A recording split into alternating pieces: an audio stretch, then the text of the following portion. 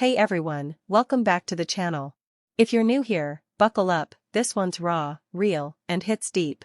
Grab a drink, settle in, and if this story speaks to the part of you that's ever felt like an outsider in your own home, hit that like button right now. Subscribe if you want more stories of people who finally said enough. Drop in the comments, where are you watching from and what's the time there? I read every single one. My name is Sophia Grant. I'm 21 now, living in Richmond, Virginia. But for most of my life, I answered to Ellie, a name they gave me when they took me in, like a stray they decided to keep around for convenience. This story begins on a crisp October Saturday in Henrico County, the kind of perfect fall day where the leaves crunch underfoot and the air smells like wood smoke. It was my adoptive father's 55th birthday party. I'd been up since 4:45 a.m., scrubbing the colonial house on a quiet cul-de-sac spotless. Floors gleamed. Patio furniture arranged in perfect rows. Tables draped in crisp white linen I'd ironed until my arms ached. Lemons sliced into even wheels floating in pitchers of iced tea. The scent of fresh-baked rolls mixed with the sharp tang of citrus and the faint chemical lemon of floor polish.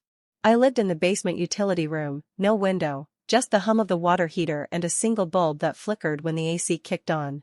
My bed was a thin mattress Gerald had dragged in from someone's trash pile when I was 10. The blanket always smelled faintly of mildew, no matter how many times I washed it in the laundry sink. Upstairs, my stepsister Lauren had the corner bedroom with bay windows, a queen bed, and a vanity lit by Hollywood bulbs. She was 23, still living at home, still swiping Gerald's credit card for essentials like $400 highlights and designer bags. I'd saved for 3 months for Gerald's gift, a genuine leather wallet from Macy's, $79.99 on sale. Wrapped in brown craft paper because gift bags cost extra. I'd written "Happy Birthday, Dad" in my neatest handwriting on the front. Guests arrived around noon. Champagne flutes clinking, laughter echoing off the brick patio. Gerald in his powder blue polo, khakis pressed sharp, cologne heavy like he'd bathed in it. Donna in her linen dress, pearls gleaming, hair perfect. Lauren in new heels, clicking across floors I'd waxed at dawn. I carried trays. Refilled glasses. Wiped condensation rings before they stained. When a neighbor asked Donna why I wasn't sitting down to eat, she smiled that tight, polite smile. "Oh, Ellie loves helping. It's how she shows she's part of the family." The gift opening happened under string lights. Gerald on his throne chair. Lauren filming on her phone. I stepped forward with the paper package. He tore it open. Held up the wallet. Flipped it once, twice. "What kind of cheap trash is this?" His voice sliced the air.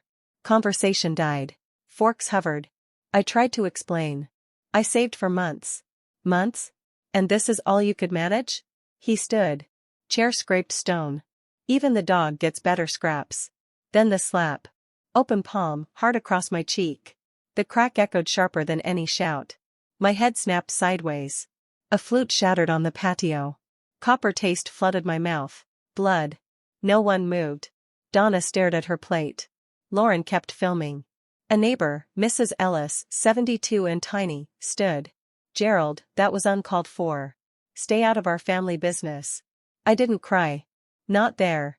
I walked inside, past the laughter restarting like nothing happened. Into the utility room. Grabbed my faded green backpack, the only thing I'd had since high school. Packed 2 shirts, jeans without holes, toothbrush, charger. The envelope I'd found months ago in a box Gerald tossed. Virginia DSS seal, my name on adoption papers I'd never seen. $320 in tip cash from the diner job, hidden in a sock. I walked through the living room. Party in full swing. Gerald laughing, champagne in hand. Donna pulled the curtain shut as I crossed the lawn. No one called my name. October night air stung my cheek like fire. Henrico dark, streetlights far apart, silence thick. I walked Patterson Avenue, no plan, just away. Headlights slowed behind me. Black Escalade. Tinted windows. Door opened. A man stepped out. Mid-50s, tall, charcoal coat, silver in his hair. Eyes, hazel green, same as mine in the mirror. "I'm sorry to startle you." Voice soft, cracking. "My name is Daniel Whitaker. I believe I'm your biological father." My backpack slipped. Heart hammered. "That's impossible. My parents didn't want me." "You were told wrong." He pulled a photo from his coat. Creased, handled often. A woman with auburn hair holding a toddler. Same cheekbones. Same slight left tilt to the smile. Her name was Elena. Your mother. She died when you were 2. I've spent every day since searching for you. Behind him, a woman, short, dark hair, sharp eyes, leather folder. I'm Victoria Lang, Mr. Whitaker's attorney. Family law specialist. We've been monitoring through legal channels. Saw you leave tonight. Saw you run. I touched my cheek. Bruce throbbed. Daniel's eyes locked on it. Something in his face shattered quietly. We sat in the Escalade. Heat low, leather warm. Daniel told the story. Elena's car accident on I-64. Him in ICU months. CPS placed me in emergency foster. Social worker claimed Daniel signed away rights. He never did. Ventilator, couldn't sign. Court had forged paper. Adoption sealed. He'd hired investigators. Spent fortunes. Never stopped. I pulled the envelope from my backpack. DSS subsidy record. $810 per month for 18 years. $175,000 plus. Victoria unfolded it. Adoption assistance payments. None used for your welfare? None. Mattress from trash. Closet. No doctor after 14. No ID. Daniel stared out the window, jaw clenched. They drove me to a Marriott off Broad Street. Clean room. White sheets. Window. I opened curtains, stared at parking lot lights. First time seeing night from my own space. Memories flooded. Cooking at 10. Laundry at 12. Walking to diner shifts. Lawrence Camry at 16. My expired bus pass. Gerald, you don't need to go anywhere. Why keep me? $810 per month. Paycheck in human form. That night, I didn't sleep. Just sat by the window, bruise pulsing, backpack at my feet. The slap wasn't the end. It was the beginning. If you've ever felt like a burden in your own home, drop it in the comments.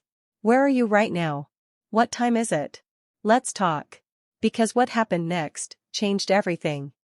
The Marriott room smelled like fresh coffee and clean linen, 2 things I'd forgotten existed. I sat on the edge of the bed, backpack still clutched like a life raft, bruise throbbing under my fingers. Daniel Whitaker, my biological father, sat across from me in the armchair, not too close, not too far. He didn't crowd.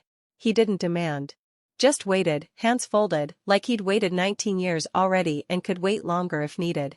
Victoria Lang, his attorney, spread the documents on the small round table. The envelope I'd carried for months, the one Gerald tossed in the trash like it was nothing, lay open under the desk lamp. Title 4E Adoption Assistance Disbursement Summary. Virginia DSS Seal. My name, Ellie Grant, they'd never even used my real one. $810 per month. 228 months paid. $184,680 total. Victoria's voice was calm, clinical. This is federal funding for foster and adoptive children. It's meant for food, clothing, medical care, education. Not luxury cars for one daughter or country club dues. I stared at the numbers. I never saw a dime. My clothes came from Goodwill bins. Doctor? Only when Lauren needed braces and they dragged me along so it looked like family care. No dentist after age 12. No glasses when I couldn't read the board in 10th grade. Daniel exhaled slowly. His knuckles whitened on the armrest. All those years. I thought you were safe, warm, loved. I met his eyes, my eyes. I cooked every meal from age 10. Scrubbed floors before school. Walked 3 miles to the diner for shifts because Gerald said buses were too expensive. Lauren got a new iPhone every year. I got hand-me-downs that didn't fit. Victoria slid another page forward. This is the voluntary relinquishment form from 2005. Signature at the bottom, Daniel R. Whitaker. She placed a side-by-side comparison next to it, known samples of his handwriting from old tax forms, mortgage apps, letters. Forensic analysis says it's a forgery. Pen pressure inconsistent. Loop formations don't match. High probability it was traced or simulated. Daniel's voice cracked. I was in the ICU. Shattered pelvis. Collapsed lung. Couldn't lift a pen. They told me you were placed temporarily. When I got out, the file was sealed. Adoption finalized. I hired investigators. Spent everything. Never stopped. I touched the bruise again. Gerald slapped me because I wouldn't sign a new guardianship extension. He wanted control after I turned 21. Keep the subsidy flowing, even though the payments stop at 18. He thought I was still a paycheck. Victoria nodded. That extension document he tried to make you sign? It would have given him power of attorney over any remaining benefits or inheritance claims. He wasn't protecting you. He was protecting his income stream. The room felt smaller. The hum of the AC matched the buzz in my head. I remembered Gerald's office 2 weeks before the party. Mahogany desk. Folder pushed across. Sign this, Ellie. Or you're on the street. I'd asked for time. He'd closed the drawer slowly, like locking away a weapon. Now I understood. The slap wasn't about the wallet. It was rage because I'd said no for the first time. Daniel leaned forward. I want to do a DNA test. Today, if you want. Chain of custody lab in Richmond. Results in 3 to 5 days. No pressure. You decide. I looked at him. No begging. No guilt. Just patience. The opposite of Gerald's control. Okay, I said. But if it's not you, I walk. No strings. He nodded. That's exactly how it should be. We drove to the lab that afternoon. Sterile white walls. Swab in my cheek. Vials labeled. Technician calm. I watched Daniel's hands shake as he signed the consent. Not nerves. Relief. Like a man finally exhaling after holding his breath for 2 decades. Back at the hotel, Victoria left us alone. Daniel didn't fill the silence with stories. He just sat. I opened the curtains wider. Watched cars pass on Broad Street. Streetlights flickering on as dusk fell. For the first time, the dark didn't feel like it was swallowing me. That night I dreamed of a woman with auburn hair, holding a toddler on a porch swing. Red door behind them. She smiled, slight left tilt. Same as mine. When I woke at 5 a.m., habit, no chore list waited. Just quiet. And the envelope on the table, proof I'd never been worthless. I'd been stolen. If you've ever discovered the people who raised you were cashing checks on your back, comment below. Did it break you? Or light a fire? Where are you watching from right now? Because the test results, they were just the beginning. 3 days after the DNA swab, the hotel room felt different. Morning light poured through the curtains I'd left open overnight, no more darkness swallowing me whole. The coffee from the lobby machine tasted bitter but clean, no mildew aftertaste. I sat cross-legged on the bed in the new jeans and cream sweater Victoria had brought, backpack unzipped beside me like an old friend I no longer needed to cling to. My phone buzzed at 9:17 a.m. Victoria's name on the screen. I answered on speaker so Daniel could hear from the armchair. Results are in, she said, voice steady. Lab report, 99.999% probability of paternity. Daniel Whitaker is your biological father. Chain of custody intact. No room for doubt. The room tilted. Not from shock, from release. Like a knot in my chest that had been tied for 19 years suddenly loosened. I looked at Daniel. His hazel green eyes, my eyes, were wet, but he didn't wipe them. He just nodded once, slow, like he'd been holding that nod since the day Elena died. Thank you, he whispered. Not to me. To the air. To the universe. To whatever force had finally delivered the answer. Victoria continued. With this, plus the forgery report and subsidy records, we file for annulment tomorrow. Virginia law allows voiding adoptions procured by fraud. The judge will see the pattern: forged relinquishment, $5,000 bribe to the social worker, 19 years of misappropriated federal funds. Gerald's extension attempt? That's attempted fraud on an adult. We have enough for criminal referral too. I exhaled. What happens next? Court date in 2 weeks. We'll need your testimony if you're ready. But the documents speak loudest. Gerald won't have a defense. I thought of Gerald's office. The folder.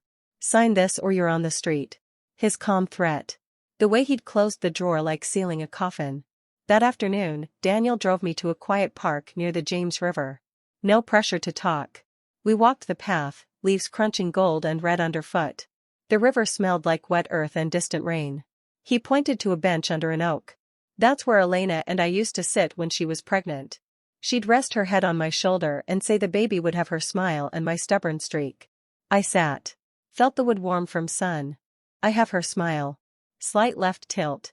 I noticed it in the photo. He smiled, same tilt. You do. No rush. No demands. Just presence. The opposite of Gerald's constant surveillance. Gerald had checked my bank app weekly. Monitored my shifts. Locked away my documents so I couldn't leave.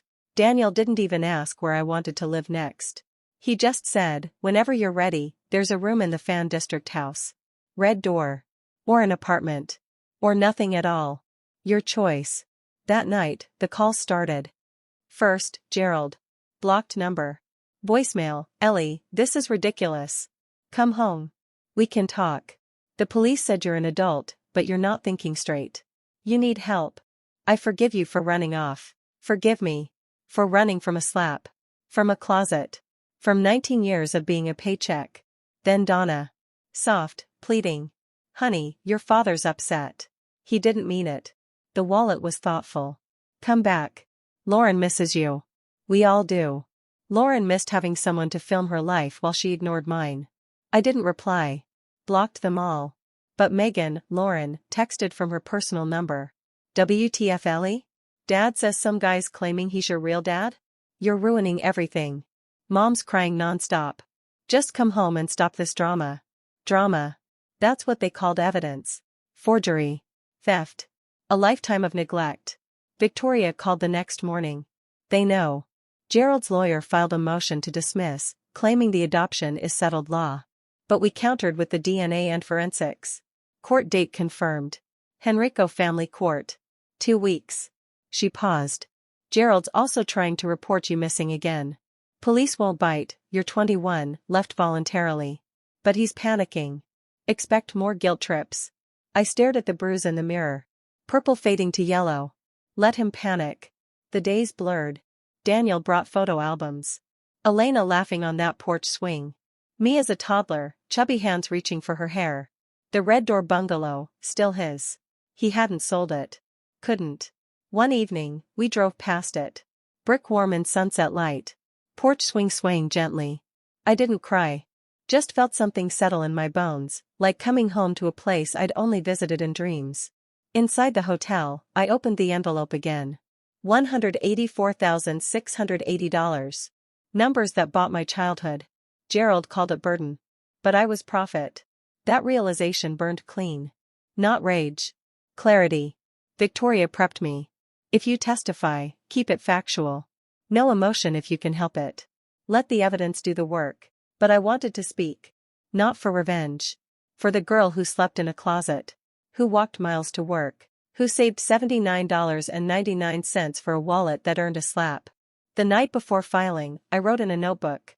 No more Ellie. No more closet. No more gratitude for scraps. I am Sophia Whitaker. And tomorrow, the truth goes to court. If you've ever had to face the people who raised you knowing they profited off your pain, tell me in the comments. Did the anger come first? Or the quiet power? What time is it where you are? Because the courtroom, that's where it all unraveled. 2 weeks later, Henrico County Family Court smelled like old wood polish, stale coffee, and nervous sweat. The hallway echoed with every footstep, mine steady in low black heels Victoria had insisted on. You walk in owning the room. Navy blazer crisp, white blouse tucked neat, hair in a low bun. No makeup to hide the fading bruise, it was evidence now. Daniel walked beside me, charcoal suit, calm but eyes sharp.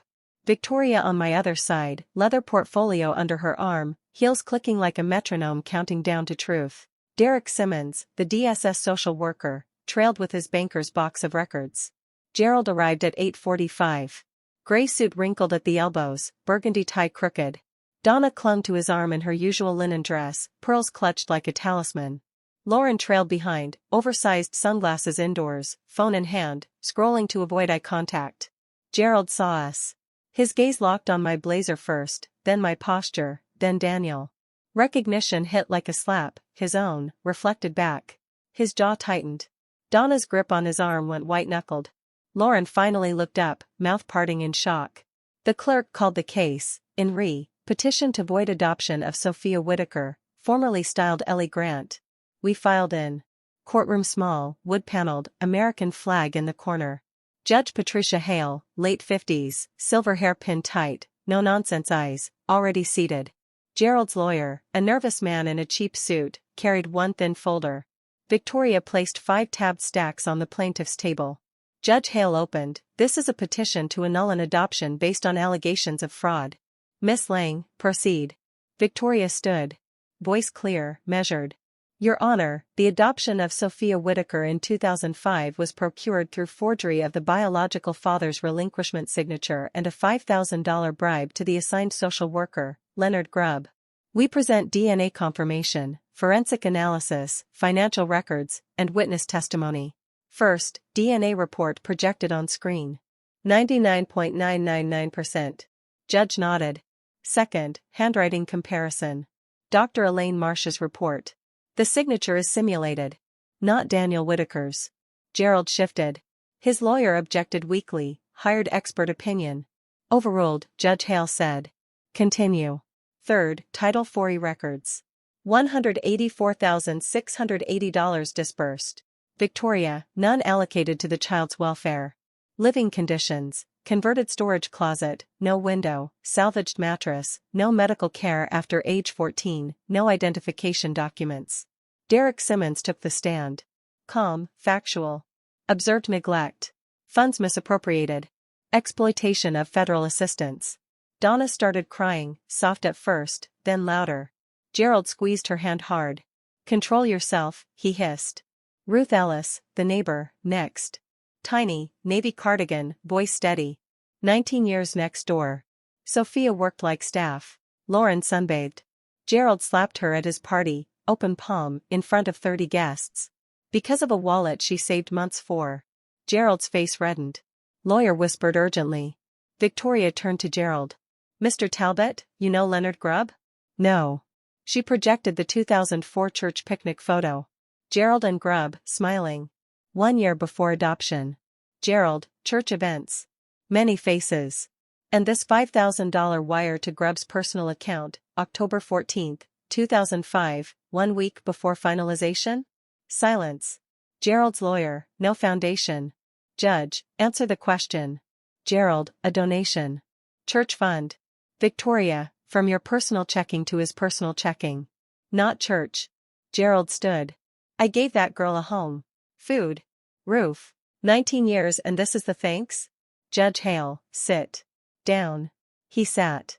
But the mask cracked. Victoria, Your Honor, petitioner requests to address the court. Judge, proceed. I stood. Hand steady. Looked at the judge. Your Honor, I'm not here for revenge. I'm here for truth. For 19 years, I believed I was worthless. A burden. Slept in a utility closet. No window. No doctor. No ID. Cooked, cleaned, worked while one daughter got everything. Gerald slapped me because I said no to signing over control. He wanted the subsidy to keep coming, even after 18. I was never a daughter. I was income $810 a month, $184,680 total. I deserve my name. My story. My life. Silence.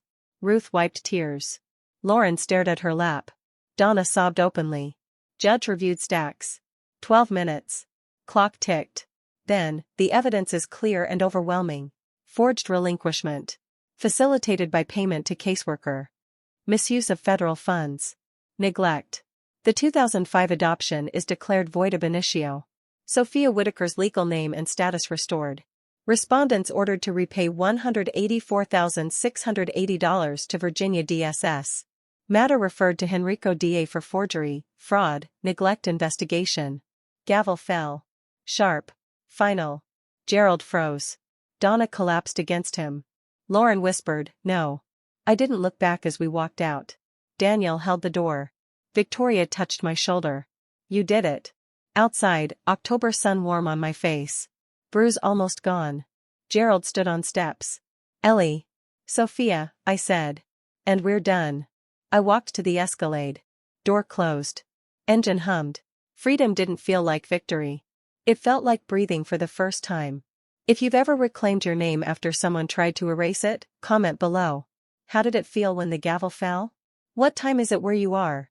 The aftermath, that's where the real healing began. 6 months later, Richmond and spring smelled like blooming dogwoods and fresh-cut grass. My studio apartment off Gray Street had tall windows that flooded the room with morning light. I'd wake at 6 a.m., not 5, not out of panic, and just sit on the edge of the bed, curtains open, watching the sky shift from gray to gold. No chore list. No mildew. No water heater humming like a reminder I was hidden away. I enrolled in GED classes at Reynolds Community College. Mornings, algebra and history. Afternoons, culinary basics. Irony hit hard. Gerald made me cook every meal for 19 years like unpaid labor. Now I chopped onions and whisked sauces because I chose to. The knife felt lighter in my hand. The sizzle of garlic and butter smelled like possibility, not obligation. Daniel and I met every Sunday at the Fan District bungalow. Red door. Porch swing. He cooked overdone salmon, slightly charred bread, but he set the table for two. Asked about my week. Listened. No interruptions. No judgment. Sometimes we sat in silence on the swing, river breeze carrying distant traffic hum. Comfortable quiet I'd never known. Therapy Thursdays with Dr. Reyes. Small office, Fern in the corner. She asked questions. Let me answer slowly. What does freedom feel like? She said once. I thought of the courtroom gavel. The voided adoption. Gerald's face when the judge said void ab initio. Like finally exhaling after holding my breath for 19 years. Gerald and Donna faced charges, forgery, fraud, neglect. House refinance to pay restitution, $184,680 wired back to Virginia DSS. Gerald lost his deacon position at First Baptist. Resigned quietly after the board meeting. Donna cooperated, got probation. Lauren moved to Fredericksburg with an aunt. First job at a retail store. No credit card. No highlights. Reality settling in. I didn't hate them. Not anymore. Hate would have kept me chained. I felt distant. Like they were characters in a story I'd closed. One Sunday, Daniel and I sat on the porch. Coffee steaming. He looked at me. I'm glad you're here. Simple. No strings. Me too, I said. And meant it. My name is Sophia Whitaker. I have a birth certificate now. Social security card. Driver's license. A life that's mine. No closet. No slap. No gratitude for scraps. If you've ever escaped a home that treated you like a paycheck, comment below. How did breathing freely feel? Where are you watching from? What time is it there? I read every word. This isn't revenge. It's reclaiming what was stolen, my name, my voice, my sky. Thank you for staying with me through all 5 parts. If this hit home, if you've ever carried invisible weight, know you're not alone. You deserve windows. You deserve light. Smash like if you felt this. Subscribe for more real stories of people who walked away and built better. Next one, they threw me out on Christmas. What I did next will shock you. Take care of yourself first. You've earned it. Until next time, breathe easy.